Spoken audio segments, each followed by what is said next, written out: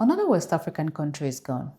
The government of Umaro Sissoco Embalo has crumbled. The military has taken full control of Guinea Bissau.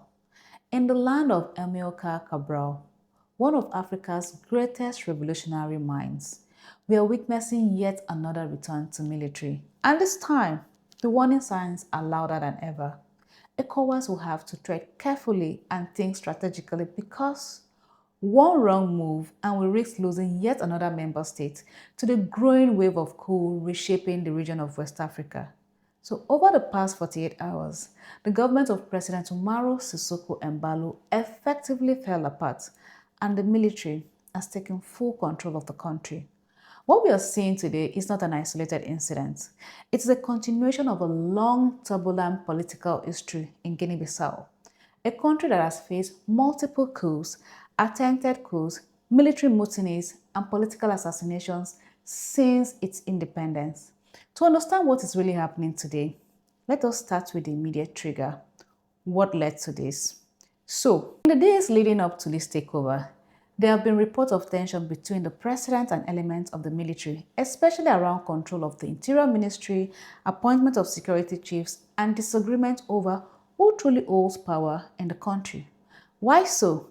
Because Guinea-Bissau has always had a very fragile balance in terms of its political structure. This is how it works. A president with executive power, a parliament often controlled by the opposition, and of course the military now acting like the referee, a military that historically sees itself as a corrector of political excesses.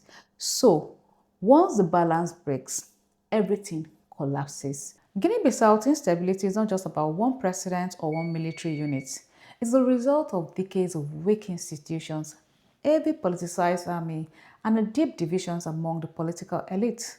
From the assassination of the former president, João Bernardo Vieira, to the killing of military chiefs, to the countless dissolutions of parliaments, Guinea-Bissau has never enjoyed long-term political stability. And so, this pattern continues until today. But why does this matter for West Africa? We need to look beyond the headline, another coup, and understand the regional implications. And West Africa is already struggling with military rule in Mali, Burkina Faso, Niger, and also political crisis in Sierra Leone, lot of tension in Senegal, and of course civilian dictatorship accusation in other parts of the country. Now to add Guinea-Bissau, a country that sits on the Atlantic coast, a major corridor of transnational crime and arms movement. If that country collapses completely, the ripple effects will affect the entire region. This is where the conversation becomes critical.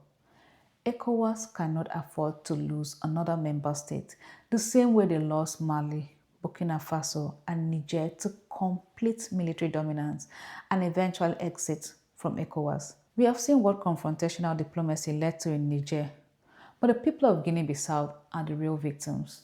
Ordinary citizens who simply want peace. The question is no longer whether the military is taking over to restore order or become permanent fixture of power. History tells us military takeovers never ends quickly in Guinea-Bissau. But the real problem is, anytime a member state exits or pushed into military rule, ECOWAS loses more than just economic integration and political influence. So with only 12 member states and with coup in countries like Guinea-Bissau continuing, ECOWAS is at a crossroads. The bloc must quickly decide whether to adapt or risk disappearing in parts, leaving West Africa fragmented and vulnerable to further instability. In short, Guinea-Bissau coup is not just another setback. It's another blow to ECOWAS unity, credibility, and future. It's the truth at a time.